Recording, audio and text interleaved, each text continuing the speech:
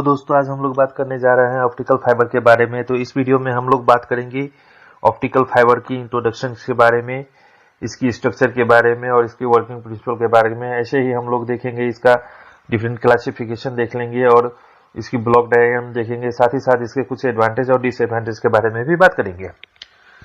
तो time waste ना करते हुए हम लोग चलते हैं आगे के हमारे टॉपिक के बारे में। तो ऑप्टिकल फाइबर का जो इंट्रोडक्शन है वो पहले देख लेते हैं। तो सबसे पहले हम ये जान लेते हैं कि ऑप्टिकल फाइबर कम्युनिकेशन कहते किसको है। ऑप्टिकल फाइबर कम्युनिकेशन जो है एक प्रोसेस है जिसमें हम क्या करते हैं, जो हमारी इंफॉर्मेशन है उसको हम ट्रांसमिट करते हैं one place to another place through the optical fibre in the form of light. क्योंकि ऑप्टिकल फाइबर के थ्रू जो हम जब ट्रांसमिशन करते हैं किसी भी इंफॉर्मेशन का और डाटा का, तो उसमें क्या होता है, जो हमारी जो इंफॉर्मेशन है वो लाइट के फॉर्म में ट्रेवल करती है। तो इस कम्युनिकेशन प्रोसेस को हम लोग क्या बोल देंगे, ऑप्टिकल फाइबर कम्युनिकेशन। ऐसे ही अब बात कर लेते हैं ऑप्टिकल फाइबर के बारे में। तो ये क्या है, ये एक थीन फ्लेक्सिबल और ट्रांसपेरेंट फाइबर है जो कि एक वेव गाइड की तरह और एक लाइट पाइप की तरह बिहेव करेगा। और इसके थ्रू हम क्या कर सकते हैं, जो हमारी इंफॉर्मेशन है उसको एक इंच से दूसरे इंच तक हम क्या करेंगे, ट्रांसमिट कर सकते हैं लाइट के फॉर्म में। Optical fiber are widely used in the fiber optic communications, which permits transmission over a long distance and at a higher bandwidth than the other form of communication। इसमें क्या होता है, जो ऑप्टिकल फाइबर कम्युनिकेशंस है इसमें जो हमारी data transmission की जो रेट है वो क्या होती है, बहुत ज़्यादा हाई होगी।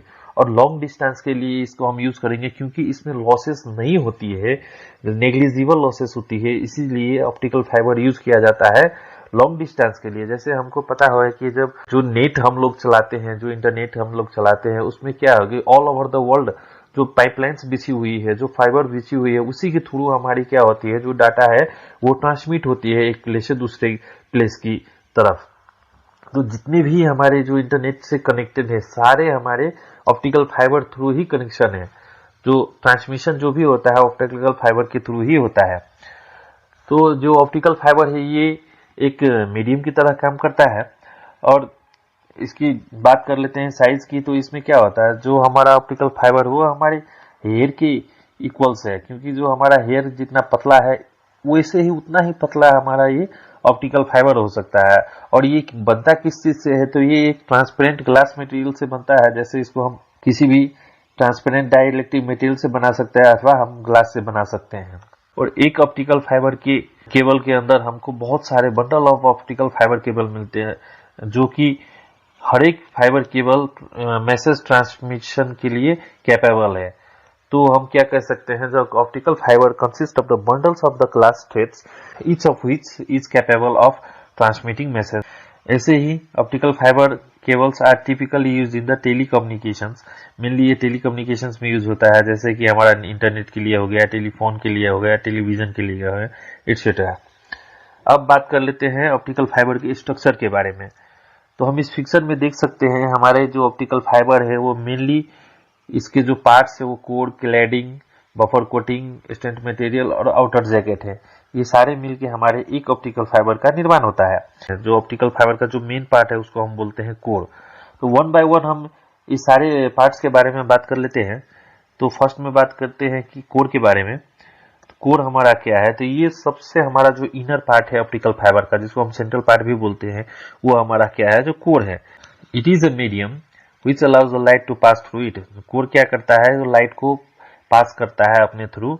और जो कोर रीजन है उसका जो रिफ्रैक्टिव इंडेक्स होगा वो बहुत ज्यादा हाई होगा, जिसके कारण से जो हमारी लाइट होगी वो हमारे कोर और क्लैडिंग के इंटरफेस में जाके रिटर्न बैक कोर की तरफ ही आ जाएगी। क्योंकि जो क्लैडिंग का रिफ्रैक्टिव इंडेक्स है वो कोर के रिफ्रैक्टिव इंडेक्स से कम होता है, जिसके कारण से जो लाइट हमारा इंसिडेंट करेगा कोर के सरफेस पे, तो वो क्या होगा, जो कोर करेंटिंग इंटरफेस पे स्ट्राइक करने के बाद रिफ्लेक्ट बैक हो जाएगा हमारा कोर की तरफ। और जो कोर की डायमीटर है वो टिपिकली 5 माइक्रोमीटर से लेकर 100 माइक्रोमीटर तक हो सकती है, depending upon the type of the optical fibre. तो कोर जो है हमारा मेनली ग्लास और प्लास्टिक से बना हुआ रहता है। अब बात कर लेते हैं क्लैडिंग के बारे में। तो क्लैडिंग हमारा क्या है, तो ये हम एक ऐसा सब्सटेंस है जो हमारे कोर को कवर किया होता है। ये भी प्लास्टिक और से ही बना रहता है, बट इसकी क्या होती है, जो रिफ्रैक्टिव इंडेक्स होती है ये कोर की रिफ्रैक्टिव इंडेक्स से बहुत ही कम होती है। ये मेनली क्या करेगा, जो हमारा कोर है उसको प्रोटेक्ट करने का काम करता है। तो इसकी मेन फंक्शन क्या है, जो लाइट हमारी जब कोर और क्लाइडिंग इंटरफेस पे स्ट्राइक करेगी तो ये क्या करता है, उसको रिफ्लेक्ट बैक कर देता है, किसमें, फिर से कोर में ही रिफ्लेक्ट बैक कर देता है, क्योंकि इसकी जो रिफ्लेक्टिव इंडेक्स है वो कम है, इसीलिए ये रिफ्लेक्ट बैक हो जाता है। टिपिकली जो हमारे क्लैडिंग की डायमीटर है वो 125 माइक्रोमीटर होती है। ये क्लैडिंग भी हमारा ग्लास मटेरियल और प्लास्टिक मटेरियल से ही बना रहता है। अब बात कर लेते हैं बफर कोटिंग के बारे में। तो बफर कोटिंग क्या है कि ये हमारे जो फाइबर को डैमेज से बचाने का काम करता है, और ये एक मॉइस्चर सब्सटेंस जो क्लैडिंग है उसको कवर किए हुए रहते हैं, जिसके कारण से ये बहुत सारा जो हमारा ऑप्टिकल फाइबर है वो फ्लेक्सिबल हो जाता है। और जो हमारा बफर कोटिंग का टिपिकल जो डायमीटर है वो 250 से लेके 300 माइक्रोमीटर की बराबर है। अब बात कर लेते हैं हमारे जैकेट के बारे में, जो हमारा ऑप्टिकल फाइबर का आउटर मोस्ट पार्ट है। तो jacket is the outermost surface of the optical fibre, और ये act as a shield for protecting inner parts of the fibre. जो जैकेट है वो क्या करता है, जो हमारी ऑप्टिकल फाइबर है उसको प्रोटेक्ट करने का काम करता है। ये हमेशा प्रोटेक्शन देता है हमारे ऑप्टिकल फाइबर को, कि हमारा ऑप्टिकल फाइबर डैमेज ना हो पाए। Fibre optic cable jackets are available in different colours. और ये क्या है, जो हमारा ऑप्टिकल फाइबर का जो जैकेट होता है उससे हम पता लगा सकते हैं कि हमारे जो ऑप्टिकल फाइबर किस टाइप का है। जैसे कि अगर हमारा जैकेट का कलर येलो है तो हम समझेंगे कि ये हमारा सिंगल मोड केबल है, और यदि हमारा जो जैकेट का कलर ऑरेंज कलर का है तो उससे क्या इंडिकेट होगा कि ये multi mode optical fibre cable है। अब बात कर लेते हैं हम वर्किंग प्रिंसिपल के बारे में। तो इस फिगर में आप लोग देख सकते हैं, ये एक टिपिकल हमारा एक फिगर है एक ऑप्टिकल फाइबर का, जिसमें जो हमारी सेंट्रल पार्ट है वो क्या है, कोर है। कोर के ऊपर हमारे क्लैडिंग का इंटरफेस है, उसके ऊपर जो हमारा बफर कोटिंग होता है वो बफर कोटिंग का पार्ट हो गया, सबसे आउटर मोस्ट में जैकेट है। तो इसमें हम ये लोग देख सकते हैं कि जो हमारे लाइट इंसिडेंट करेगी ऑप्टिकल फाइबर के कोर में, तो वो क्या कर रहा है, रिफ्लेक्ट बैक हो रहा है ऑप्टिकल फाइबर के में। तो इसमें होता क्या है, तो इसमें मेन जो हमारा है टोटल इंटरनल रिफ्लेक्शन का प्रिंसिपल फॉलो होता है, क्योंकि हमारे कोर की रिफ्रैक्टिव इंडेक्स और क्लैडिंग की रिफ्रैक्टिव इंडेक्स में वास्ट डिफरेंस होता है। हमारी कोर की रिफ्रैक्टिव इंडेक्स ज्यादा होती है क्लैडिंग के रिफ्रैक्टिव इंडेक्स से, जिसके कारण लाइट को क्रिटिकल एंगल से ज्यादा बना के जब हम लाइट को पास करेंगे तो हमारा जो लाइट है वो क्लैडिंग के सरफेस पे ना जाते हुए रिफ्लेक्ट बैक हो जाएगा कोर इंटरफेस में। और इसमें क्या होता है कि ये टोटल इंटरनल रिफ्लेक्शन का जो प्रोसेस है वो कंटिन्यू चलता ही रहेगा। कब तक चलता रहेगा, जब तक हमारी जो इन्फॉर्मेशन है लाइट के फॉर्म में वो हमारी ऑप्टिकल फाइबर के एक इंड से दूसरे इंड तक नहीं पहुंच जाती, तब तक ये फेनोमेना कंटिन्यूअसली चलता रहेगा। इवन हम जब फाइबर को बैंड भी करेंगे उस टाइम में भी ये प्रोसेस चलता रहेगा, क्योंकि लाइट जो हमारे है वो कोर के अंदर से पास हो रहा है, तो बैंड करने के बाद भी हमारा जो टोटल इंटरनल रिफ्लेक्शन का प्रोसेस है वो चलता रहेगा, जिसके कारण से हमारी इंफॉर्मेशन एक जगह से दूसरी जगह तक पहुंच पाएगी। अब ऑप्टिकल फाइबर की क्लासिफिकेशन की बात कर लेते हैं। तो ऑप्टिकल फाइबर को डिफरेंट बेसिस के आधार पे क्लासिफाइड किया जा सकता है। जैसे कि इसको हम अगर मटेरियल के आधार पे देखेंगे इसका क्लासिफिकेशन, तो हम इसको प्लास्टिक ऑप्टिक फाइबर और ग्लास फाइबर के रूप में दो टाइप्स में इसको हम क्लासिफाई कर सकते हैं। जैसे प्लास्टिक ऑप्टिकल फाइबर वो होता है जिसको हम बनाते हैं पॉली मिथाइल मेथा क्रिप्लेट कोर मटेरियल से। ऐसे ही जो हमारा ग्लास फाइबर है वो हमारा फाइन ग्लास से भी बना रहता है। अब ट्रांसमिशन मोड के आधार पर अगर हम इसका क्लासिफिकेशन करें तो ये मेनली दो टाइप के होते हैं, सिंगल मोड फाइबर और multi mode fibre. Single mode fibre क्या करता है, तो सिंगल रे ऑफ लाइट को ही ट्रांसमिट करेगा, और ये यूज होता है मेनली लॉन्ग डिस्टेंसेस के लिए। ऐसे ही मल्टी मोड फाइबर है वो क्या यूज होता है, मेनली इसका यूज होता है शॉर्ट डिस्टेंसेस के लिए, क्योंकि इसमें बहुत सारे लाइट रेज एक बार में पास होंगे तो यहाँ पे कुछ डिस्पर्सन के भी चांस रहते हैं, इसलिए इसको शॉर्ट डिस्टेंस के लिए ही यूज किया जाता है। ऐसे ही हम रिफ्रैक्टिव इंडेक्स के बेस पर अगर बात करें तो इसको फर्दर दो टाइप में बांटा गया है, जिसको एक बोलेंगे स्टेप इंडेक्स फाइबर और दूसरे को बोलेंगे ग्रेडेड इंडेक्स फाइबर। अब स्टेप इंडेक्स फाइबर में क्या होता है, they are characterised by core cover with the cladding that has a uniform refractive index. इसमें क्या होता है, जो हमारा कोर का रिफ्रैक्टिव इंडेक्स है तो होल कोर एरिया के लिए एक यूनिफॉर्म रिफ्रैक्टिव इंडेक्स रहता है, इसलिए इसको स्टेप इंडेक्स फाइबर बोला जाता है। और ग्रेडिंग इंडेक्स फाइबर में क्या होता है, जैसे जैसे हम सेंटर से क्लैडिंग सरफेस की तरफ मूव करेंगे, वैसे ही हमारा ये रिफ्रैक्टिवनेस ग्रेजुअली डिक्रीज होती जाएगी, जिससे हम इसको डिस्ट्रीब्यूट भी नहीं कर सकते हैं कि हमारा कब कोर सरफेस खत्म होकर क्लैडिंग में इंटर हो गया। इसलिए इसको बोला जाता है ग्रेडेड इंडेक्स फाइबर। अब इन सभी के आधार पे फिर से जो ऑप्टिकल फाइबर है वो मेनली 3 टाइप्स में बांटे गए हैं, प्रोपगेशन मोड और रिफ्रैक्टिंग इंडेक्स दोनों के आधार में। एक हो गया हमारा single mode step index fibre, और step index single mode fibre भी हम इसको बोल सकते हैं। ऐसे ही दूसरा हमारा हो गया मल्टी मोड। अब मल्टी मोड में फर्दर 2 टाइप हो जाते हैं, multi mode step index fibre और multi mode graded index fibre. तो इन सबको हम बारी बारी से देख लेते हैं। अब बात करते हैं single mode step index fibre के बारे में। तो इसमें हम लोग क्या देखते हैं कि जो हमारा single mode step index fibre है, और इसको हम मोनो स्टेप फाइबर भी बोल सकते हैं, इसमें क्या होता है, जो कोर है हमारा वो बहुत ही पतला होता है, जो इसका डायमीटर है वो बहुत ही कम होता है, अप्रोक्सीमेटली 5 माइक्रोमीटर के बराबर ही इसका डायमीटर होता है। और इसमें जो क्लाइडिंग की डायमीटर होती है वो बहुत ज्यादा हाई होती है। और स्टेप इंडेक्स में क्या होता है कि सबसे पहले हम इस फाइबर से जो रे पास करेंगे, तो इसमें सिर्फ सिंगल मोड है। सिंगल मोड का मतलब क्या हो गया कि हमें सिंगल रे ही इसमें प्रोपेगेट करेंगे। इसमें जो हमारा सिंगल रे होगा, इंफॉर्मेशन जो सिंगल रे ऑफ लाइट होगी वही ट्रैवल करेगी, और जो ये ट्रैवल करेगी वो एक्सिस के अलोंग ही ट्रैवल करेगी। और इसके कारण से क्या होता है कि हमारा जो ये सिंगल मोड फाइबर है वो थोड़ा एक्सपेंसिव होता है, और इसको हम लॉन्ग डिस्टेंस के लिए ही जनरली यूज करते हैं। अब बात कर लेते हैं मल्टी मोड स्टेप इंडेक्स के बारे में। तो मल्टी मोड स्टेप इंडेक्स में हमको पता है कि मल्टी मोड यानी कि डिफरेंट मोड ऑफ लाइट इसमें पास हो जा सकती है, माने एक बार में हम बहुत सारे लाइट रेज को इसके थ्रू पास कर सकते हैं। और इसका जो रिफ्रैक्टिव इंडेक्स इसमें भी सेम रहता है, होल कोर एरिया के बराबर में जो कांस्टेंट रहता है। अब इसकी कोर की डायमीटर की बात कर लेते हैं, तो इसका जो कोर का डायमीटर होता है वो 50 माइक्रोमीटर के बराबर होता है, और ये क्या करेगा, व्हाइट लाइट को पास करता है, और मेनली शॉर्ट डिस्टेंस के लिए यूज किया जाता है, क्योंकि इस केस में क्या होता है थोड़ा सा डिस्पर्सन इफेक्ट भी इंट्रोड्यूस हो जाता है, जिसके कारण से इसको हम मेनली शॉर्ट डिस्टेंस ट्रांसमिशन के लिए ही यूज करते हैं। और इसमें भी जो इसका कोर का रिफ्रैक्टिव इंडेक्स है वो कांस्टेंट हो गया, जिसकी हम कुछ वैल्यू ले लेते हैं। सपोज इसकी वैल्यू हमने रिफ्रैक्टिव इंडेक्स कोर का ले लिया 1.52, तो ये सेंटर से लेके जो क्लैडिंग की सरफेस है, कोर क्लैडिंग का इंटरफेस है, वहां तक ये कांस्टेंट रहेगा।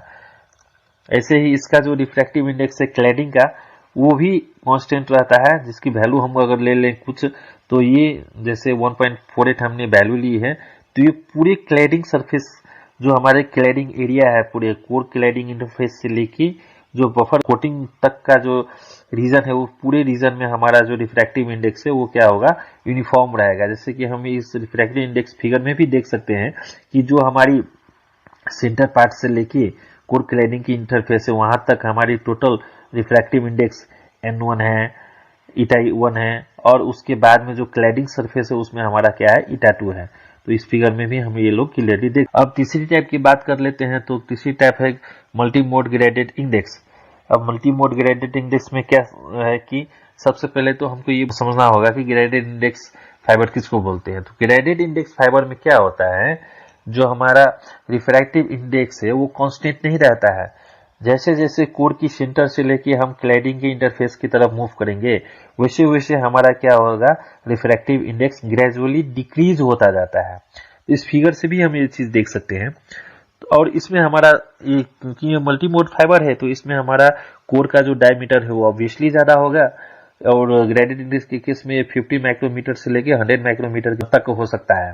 अब इस फिगर में हम देख सकते हैं कि जैसे कि हमारा जो सेंटर है कोर का, वहां से जैसे जैसे हमारा कोर क्लैडिंग इंटरफेस की तरफ मूव होता है, उससे वैसे हमारा क्या है, रिफ्रैक्टिव इंडेक्स ग्रेजुअली डिक्रीज हो रहा है, जिसके कारण से क्या होता है, जो हमारी लाइट वेव है, जो जितने भी लाइट पल्सेस पास करेंगे वो सारी लाइट पल्सेस हमारे कोर क्लैडिंग इंटरफेस पे स्ट्राइक नहीं कर पाएंगी, क्योंकि हमारा रिफ्रैक्टिव इंडेक्स ग्रेजुअली डिक्रीज कर रहा है। इसलिए कुछ कोर क्लैडिंग इंटरफेस तक पहुंचने से पहले ही बेंड कर जाएगी। तो फिगर से हम क्लियरली देख सकते हैं जो हमारा लाइट वेव्स है वो इजिली बेंड करते हुए आराम से कोर क्लैडिंग इंटरफेस में कुछ टच करते हुए कुछ टच ना करते हुए ट्रेवल कर रही हैं और एक इंड से दूसरे इंड की तरफ ट्रांसमिट हो रहा है लाइट।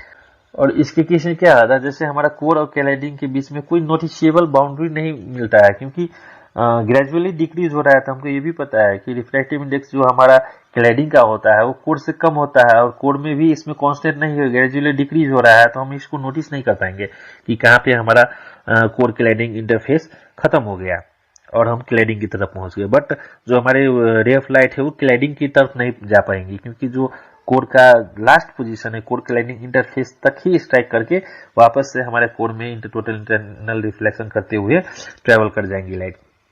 अब ये रिफ्रैक्टिव इंडेक्स प्रोफाइल से देख सकते हैं फिगर से कि जैसे हमारा सेंटर है कोर का, वहां से जैसे जैसे हम क्लैडिंग के इंटरफेस की तरफ बढ़ते जा रहे हैं तो इसमें हमारा रिफ्रैक्टिव इंडेक्स घटता जा रहा है, यानी कि जो n1 है वो वेरिएबल हो गई यहाँ से लेके यहाँ तक के लिए। अब उसके बाद जो क्लैडिंग सरफेस है, क्लैडिंग सरफेस का जो हमारा हो गया वो हमारा रिफ्रैक्टिव इंडेक्स हो गया eta2। अब बात कर लेते हैं हम ब्लॉक डायग्राम के बारे में। तो ऑप्टिकल फाइबर का ब्लॉक डायग्राम यही है। इसमें हम लोग देख सकते हैं कि इंफॉर्मेशन सोर्स हो गया और एक इलेक्ट्रिकल ट्रांसमीटर हो गया, ऑप्टिकल सोर्स हो गया, ऑप्टिकल फाइबर केबल हो गया मीडियम की तरह, और जो रिसीवर इंड में है रिसीवर इंड में हमारा ऑप्टिकल डिटेक्टर हो गया, ऑप्टिकल रिसीवर हो गया, लास्ट में हमारा जो है डेस्टिनेशन हो गया। तो बारी बारी से इस ब्लॉक्स के बारे में बात कर लेते हैं। जैसे हमारा इंफॉर्मेशन सोर्स, तो इंफॉर्मेशन सोर्स हमारा क्या करेगा, इंफॉर्मेशन जनरेट करेगा जो कि हमारी नॉर्मल फॉर्म में होगी, और इसको इलेक्ट्रिकल ट्रांसमीटर क्या करेगा, इसको इलेक्ट्रिकल फॉर्म में कन्वर्ट कर देगा और ये हमारे जो ऑप्टिकल ट्रांसमीटर है उसके तरफ सेंड कर देगा। ऑप्टिकल ट्रांसमीटर में क्या होगा, यहाँ पे मॉड्यूलेशन प्रोसेस होगी। जो लाइट वेव कैरियर है वो क्या करेगा, मॉड्यूलेशन प्रोसेस थ्रू हमारी इंफॉर्मेशन को मॉड्यूलेट करते हुए आगे की तरफ भेज देगी। उसके बाद में हमारा ऑप्टिकल सोर्स हो गया, जो क्या करता है कि मेन हमारे जो इलेक्ट्रिकल फॉर्म का जो इंफॉर्मेशन है उसको ऑप्टिकल फॉर्म में कन्वर्ट कर देंगी और फर्दर हम हमारी इंफॉर्मेशन को आगे सेंड करेंगी। और ऑप्टिकल सोर्स के रूप में हम लोग जनरली क्या यूज करते हैं, जनरली हम लोग लेड की यूज करते हैं, लाइट इमिटिंग डायोड का यूज करते हैं, अथवा हम लेजर लाइट का यूज करते हैं। ये दोनों का ऑप्टिकल सोर्स के रूप में जनरली यूज किया जाता है। उसके बाद में जब हमारा ये ट्रांसमिट हो जाता है इंफॉर्मेशन, तो ट्रांसमिट ऑप्टिकल फाइबर के थ्रू होता है। तो हमको पता है कि ऑप्टिकल फाइबर केबल जो है वो एक मीडियम है जो क्या करता है, हमारे इंफॉर्मेशन को वन इंच से यानी कि ट्रांसमीटर इंच से लेके रिसीवर इंच तक सेंड कर देता है विदाउट लॉस। जहाँ पे क्या होता है, जो हमारे लॉस है वो बहुत कम होती है।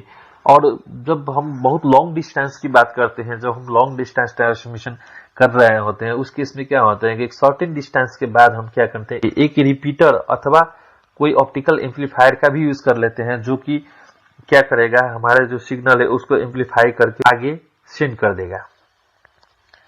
उसके बाद में जब हमारे रिसीवर इंड की बात करेंगे, तो रिसीवर इंड पे क्या होता है, जनरली जो इंफॉर्मेशन ऑप्टिकल फाइबर कैरी करके लेके जाता है, तो रिसीवर इंड में क्या होगा, डिफरेंट ऑप्टिकल डिटेक्टर्स लगे होंगे जो सबसे पहले क्या करेंगे, जो हमारी इंफॉर्मेशन है उसको रिसीव करेंगे।